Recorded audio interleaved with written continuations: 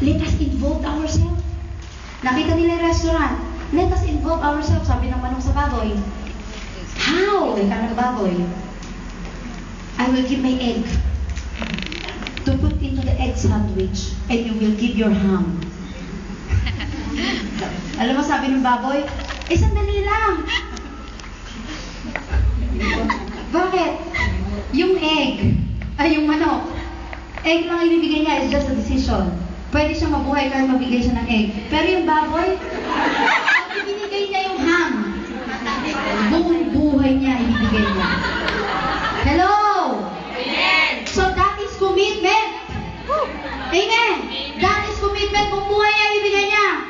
Kung itlog lang is just a decision, or involvement is just an involvement.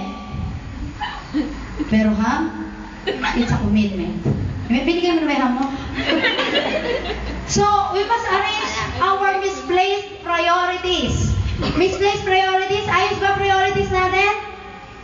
Iayos na natin ang ating mga priorities. Sabihin mo sa akin mo, iayos mo priorities mo. Iayos mo priorities. Ano ba? We must realign our misdirected focus. Saan nakafocus ang ating paningin? Let us focus ourselves on high things. Let us set our mind on things above. Yun ang sabi sa Colossians. And not on the things on earth.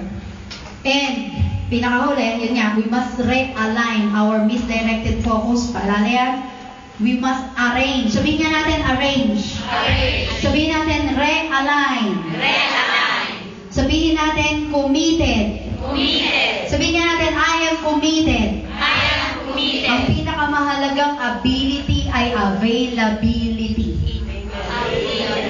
Amen? Availability. Dapat available tayo. Ano ang halaga ng ability mo kung wala ka naman? Di ba? You won't be available.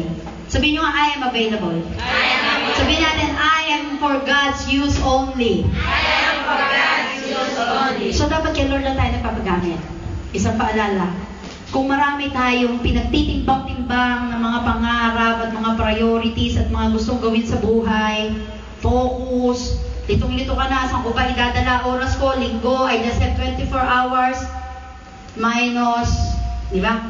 8 lang natira kasi from 8 to 5 o 8 to 7. Alam mo yun? Where will you give or spend your time? Sinasabi nila para ma-spell mo ang love, T-I-M-E. If you really love the Lord, where will you spend your time?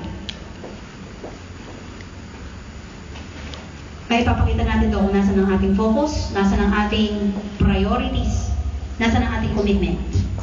If you try to sit on 2 chairs, linggo, you want to sit on 2 chairs or 3 chairs, you will fall between them. Amen? Mag-desisyon ka na. Ano ang pinaka-importante? Commit. Amen? Ibigay mo na yung ham mo. Amen? Commit. Sa oras na ito, tumayo tayo lahat. Tinatawagan na po mag-distribute ng communion.